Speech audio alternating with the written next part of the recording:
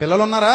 పిల్లలకు కూడా ఒక వయసు వచ్చిన తర్వాత పనులు చెప్పాలి మనం. మా బంగారమే, మా బాబే, మా బుజ్జే అన్నాం అనుకో, ఇంకా తర్వాత నీకు బుజ్జి గజ్జై కూర్చుంటాడు చచ్చూరుకుంటా. తర్వాత మా బంగారమే అన్నప్పుడు మీ బంగారాన్ని ఎవరు సానబెడతారు? నువ్వే సానబెట్టాలి. పిల్లల్ని వాళ్ళకి మన పనులు ఏంటో చెప్పాలి. ఒక్కోసారి ఒరే ఓడు తల్లి, అమ్మ ఊడు తల్లి, చిపురు తీసుకో తల్లి, ఇల్లు ఎలా ఓడ్చాలో నేర్పించాలి కూతురికి. మరి అంతే, తప్పదు. ఒకసారి ఎలా తోమాలి, ఒకసారి ఎలా ఉతకాలి, ఒకసారి ఎలా దులపాలి, ఇవన్నీ పిల్లలకి మనం చిన్నప్పటి నుంచి అలవాటు చేయకపోతే వాళ్ళు అనుకుంటారు మేము పెద్ద పిఠాపురం జమీందారులు అనుకుంటారు. వాళ్ళ కాళ్ళ మీద వాళ్ళు నిలబడలేరు. రేపు పొద్దున కష్టం వస్తే తట్టుకోలేరు, బాధ వస్తే తట్టుకోలేరు, భయం వస్తే తట్టుకోలేరు, ఏ వచ్చినా తట్టుకోలేరు. ఎందుకు పనికిరాని వాళ్ళు అయిపోతారు. గాజు బొమ్మల్లాగా పడినా పగిలిపోతారు, గట్టిగా పట్టుకున్నా పగిలిపోతారు. అలా పగిలిపోయే బొమ్మలు కాదు మనకు కావాల్సింది. ఇనప ముక్కల్లాగా ఉండాలి, స్ట్రాంగ్ గా తయారవ్వాలి. తల్లిదండ్రులు పిల్లలకి శిక్షణ ఇవ్వాలి. అన్ని పనుల్లో తండ్రి తన పనుల్లో శిక్షణ ఇవ్వాలి. ఎండాకాలం సెలవులు వస్తున్నాయంటే ఇదిగో ఈ టైం కి పని చేసేసి ఆ తర్వాత నువ్వు ఆడుకోవడానికి పోతే పో. మన పిల్లలు మన బాధ్యతల్లో ఏం కావాలి? పాలి భాగస్తులు కావాలి. ఇంటికి డబ్బులు తెచ్చి ఇచ్చేసి